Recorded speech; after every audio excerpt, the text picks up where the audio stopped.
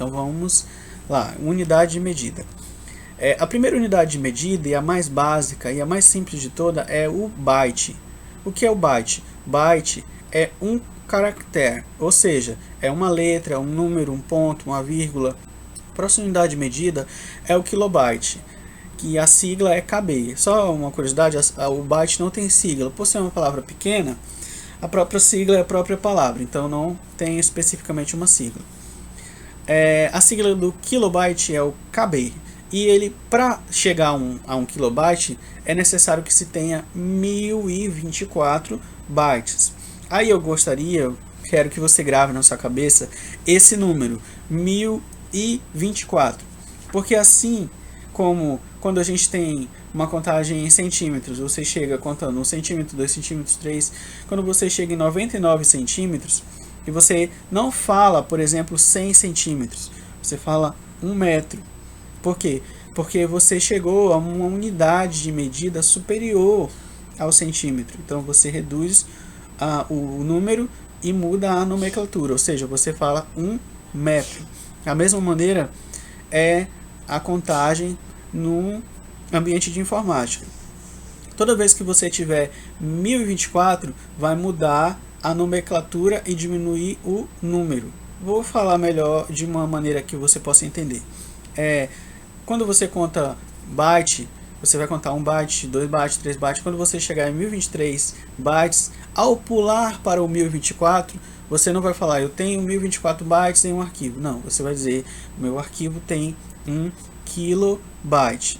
Ainda está um pouco obscuro? Tudo bem, nós vamos dar prosseguimento e eu sei que vai clarear no próximo slide, que é esse. Chegamos então no megabyte, que é uma palavra que você com certeza conhece bem, porque a maioria dos arquivos está classificado dentro dessa categoria, que é o megabyte. Por exemplo, uma música tem em média entre 3 e 10 megabytes, uma foto tem em média entre 5 e 20 megabytes. Até pouco tempo os pendrives eram medidos em megabyte e assim sucessivamente. Mas como é que eu tenho 1 megabyte? Como é que eu tenho 1 megabyte, Robson? Simples. Se você tiver um arquivo que tem 1024 kilobytes, você vai ter 1 megabyte. Ou seja, a cada vez que eu continuo contando 1 kilobyte, 2 kilobytes, 3, 4, 5, 1023 kilobytes, aí você vai, quando você for falar o próximo número, você já pula.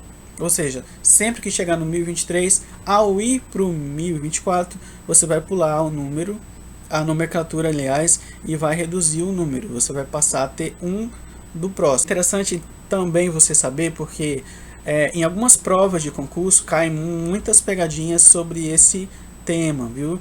Sobre esse conteúdo. Em algumas entrevistas de emprego também caem, se a entrevista de emprego for específica.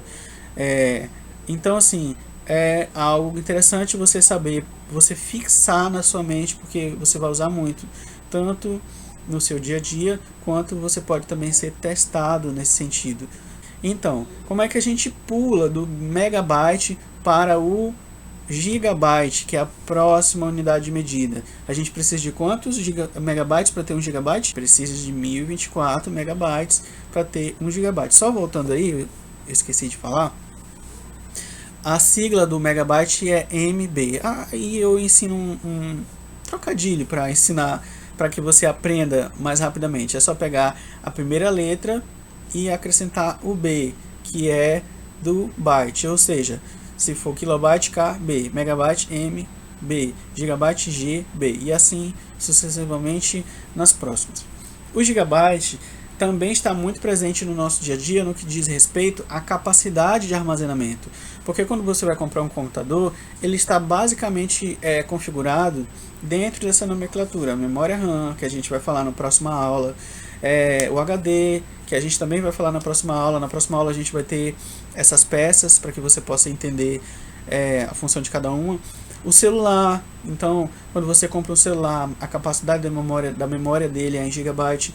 Pendrive, enfim, a maioria dos aparelhos estão dentro dessa nomenclatura. Os filmes também, geralmente um filme não tem menos de 1 GB. Então, assim, são arquivos grandes. E isso faz com que, uma curiosidade também, quanto maior o tamanho do arquivo, melhor é a qualidade dele. Se você pegar, por exemplo, uma foto, uma foto tem aí 5 megabytes, mas se essa mesma foto tiver 50 megabytes, provavelmente não, com certeza essa foto de 50 megabytes vai ter uma qualidade muito melhor. Por quê? Porque o tamanho é maior, porque o aparelho que tirou essa foto, vamos dizer assim, de uma linguagem bem simples, ele teve mais capacidade para poder tanto tirar essa foto como armazenar também, ou seja, quanto mais qualidade, maior o tamanho. É por isso, aí você pode se perguntar, poxa, mas ao longo do tempo as pessoas vão aumentando, as empresas vão aumentando a capacidade dos equipamentos, forçando, né, a gente a comprar um celular novo, um computador novo, comprar, por exemplo, um pendrive maior, entendeu? Isso é de propósito? Não, isso não é de propósito. Isso é porque ao longo do tempo também a capacidade vamos dizer, não a capacidade, mas o tamanho daquilo que a gente usa vai aumentando, o tamanho das músicas vai aumentando, o tamanho das fotos vai aumentando, o tamanho dos filmes vai aumentando. Então você precisa necessariamente acompanhar essa tecnologia de uma maneira que você consiga ter mais espaço nos equipamentos que você tem em casa para armazenar. Vou dar só um exemplo rapidinho para você entender. É que antigamente, naquelas câmeras antigas que a gente tinha, Cybershot, que fazia aí fotos maravilhosas, se você pegar uma foto daquela época perto da foto do seu celular, parece uma vergonha. O seu celular consegue fazer uma foto melhor do que aquela câmera profissional que eles vendiam parcelada em 10 vezes, sei lá. Então assim, a qualidade aumentou, mas o tamanho também aumentou, a capacidade de armazenamento também teve que aumentar exponencialmente. E aí nós pulamos então para a próxima unidade de medida, que você também já ouviu falar, eu imagino que seja na verdade o terabyte, né? O terabyte é algo que usamos, mas muitas vezes a maioria dos aparelhos não tem essa capacidade. Vou dar um exemplo. O HD, a maioria dos HDs que estão saindo agora de fábrica possui 1 terabyte de memória. Alguns celulares assim altamente potentes também, nessa geração atual de celulares de 2019 e 2020 já vão vir com 1 terabyte de memória.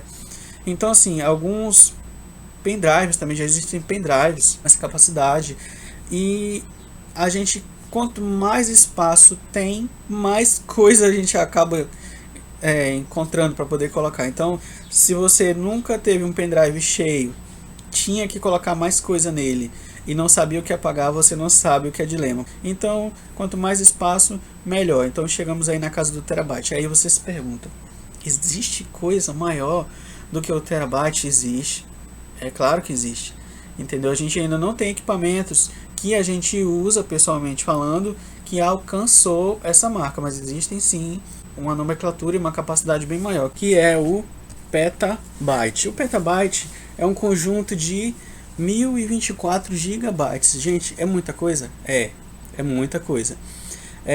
Para você ter uma ideia, não existem HDs pessoais, vamos dizer assim, tipo que você pode chegar numa loja comum e comprar um HD de 1 petabyte. Isso já é para aquele tipo de computadores, são os MyFrames, aqueles computadores de grande porte que tem a capacidade de armazenar uma grande quantidade de informações.